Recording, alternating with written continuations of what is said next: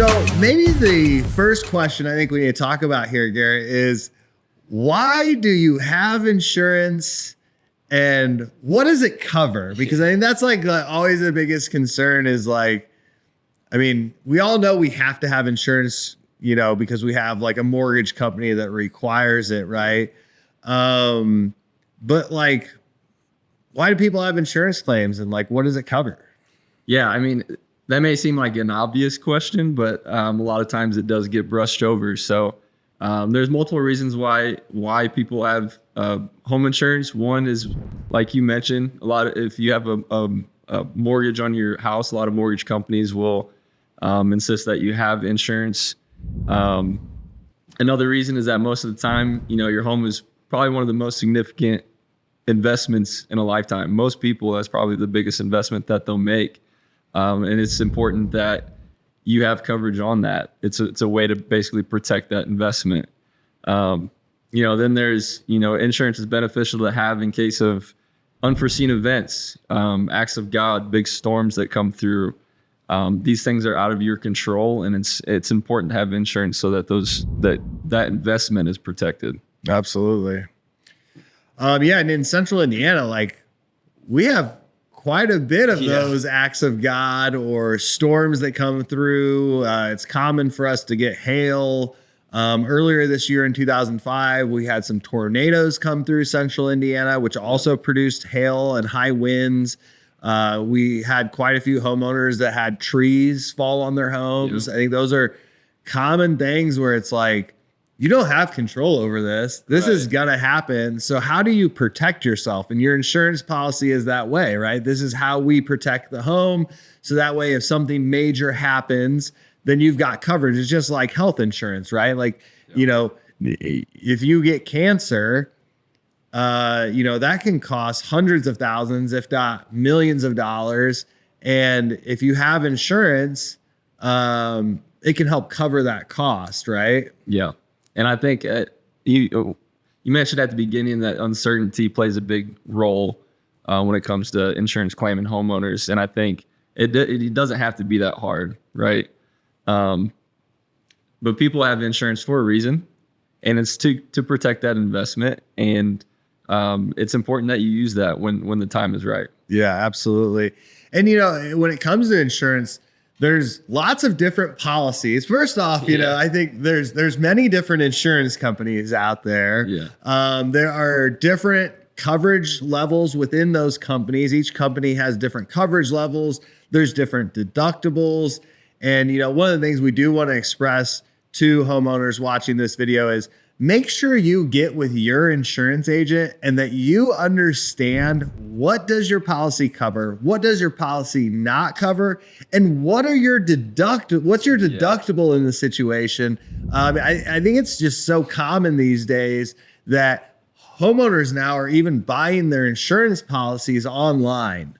And, you know, I can't blame them. I mean, sometimes dealing with an insurance agent isn't the most enjoyable thing ever. I mean, they're good people. They have great intentions, nothing against them. But I think as we move into this society of a screen-focused society where everybody's looking at their phones, looking at the computers, looking at the iPads, people want to buy these policies online and they don't necessarily ever talk to an agent, and then they have no idea what does that policy cover, how much is their deductible, and we just want to say, like, you know, get with a licensed professional when it comes to insurance and make sure you know your policy, what's it covering, what's it's not, what's the deductible. I mean, how important do you think that is, Gary? It's extremely important.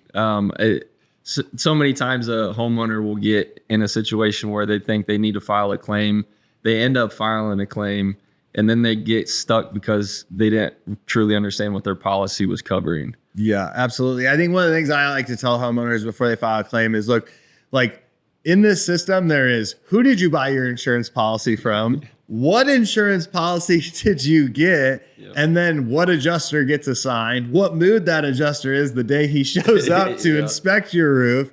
And so, I mean, if you don't have a good policy, even if you have full loss, right? Your whole roof is damaged it still may not have been worth filing that claim because maybe you have, which we'll talk about these a little more, but maybe you have an ACV policy with a high deductible. All of a sudden your $10,000 roof, they're paying you $1,000. Was that really worth filing the claim? I don't know. The homeowner needs to decide that. But we hopefully will kind of give you some insight on that as we go through today. So one thing I think is important to talk about on that topic is, how is insurance changing currently? I think we're seeing a lot of changes. One of the reasons is just because we see more and more acts of gods or storms that are producing hail, high winds, and tornadoes come through central Indiana. And so over the last 10, 20 years, insurance claims have spiked, right? So there's more and more claims getting filed every year. And so, I remember when I first started getting into this 20 years ago, it was common to see deductibles as low as like $250, $500 deductibles, right? And I don't see any of those anymore. And like now, I think more commonly, like what are deductibles that you see when we're... Yeah, I mean, well, deductibles can range. So anywhere, a lot of times, insurance, first of all, insurance is always a changing environment. Yeah. So it's important to kind of stay up with that for as homeowners and as contractors on our end as well. But deductible could be a percentage of the value of your home. A lot of times, or even it's more common now that insurance companies are changing to a 1 or 2% of the value of your home as your deductible. And a lot of times that'll come out to $1,000 to $2,000, maybe $2,500 deductible. Yeah. And like, that's important too, because like if you have a policy that's 10 years old and you haven't gotten with your agent to update what the value of your home is on your policy, and it says, well, your home is $200,000 on the policy, but now after we've seen home prices increase 50%, well, now your home may actually be worth $350,000, right. But the policy doesn't reflect that because you're holding on to that old policy for whatever reason, haven't gotten. So I really recommend not just getting with your insurance agent to make sure get with your insurance agent once a year. We did a podcast with Brett Slama with Slama and DeMoline Insurance. And he mentioned in there, like a good agent, in his opinion, should be going through the policy once a year at the renewal stage to make sure that like things are getting updated. Because like you said, we're seeing these percentage of home values. I've seen some as much as 4%. I saw a deductible recently that was $10,000, and it's like, if you have a $20,000 roof and a $10,000 deductible, that's half the cost of the roof, So it's like, with hail being so common, I think it's good to understand, and it's your choice, right? Like whatever you want to have that be, that's totally up to you. Some people may have more financial safety nets in the background, so they want to pay a lower premium. But I think there's this balance in insurance policies where based off coverage and deductible is going to affect that policy premium. But again, you'll want to check with an insurance agent on that. Because it's like, can you afford the claim if it happens, right? Like if you got a $10,000 deductible, but you don't have $10,000 in the bank, how are you going to pay the deductible to get it done? And it just puts you in a spot where you're less likely to use the insurance. And I think that's the whole point of having the insurance is something like this happens, then you've got that safety net to cover your roof. Yeah. Because I think another thing, it's not just changing insurance, is the price of shingles and exterior home products has increased a great deal along with the inflation we've seen over the last 4 years since COVID. So, it's going to cost more and more to do these roofs. I talk to homeowners all the time. Like, I replaced a roof 20 years ago and it was $5,000. Now I'm replacing my roof now. It's $20,000. How did these prices change so much? And I think inflation's, obviously the answer. Other things is ACV policies versus RCV policies. I think we talk about that a little bit later. We're going to talk about what the difference is in those policies. That can affect it. If you're not familiar with those terms,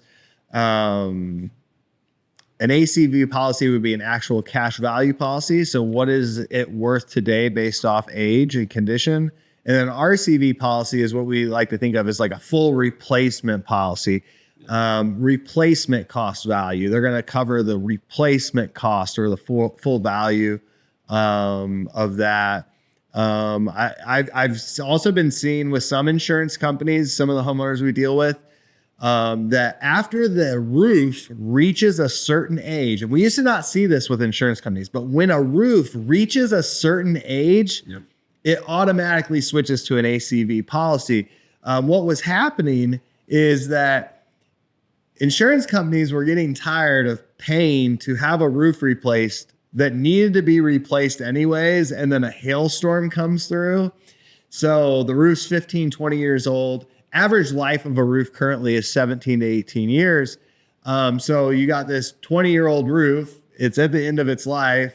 Hailstorm comes in. It's more susceptible to damage, most likely going to be damaged with smaller hail. Right.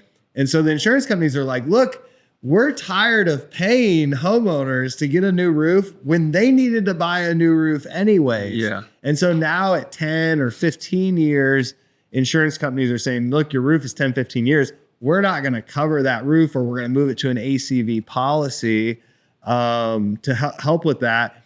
And we are getting more and more calls at the office in the last couple of years from homeowners that are saying, I got a letter in the mail from my insurance company. I just had this happen with a friend of mine recently, Mike. And basically he said, look, like as of April of 2026, your roof is no longer covered under your policy because of the age of your roof.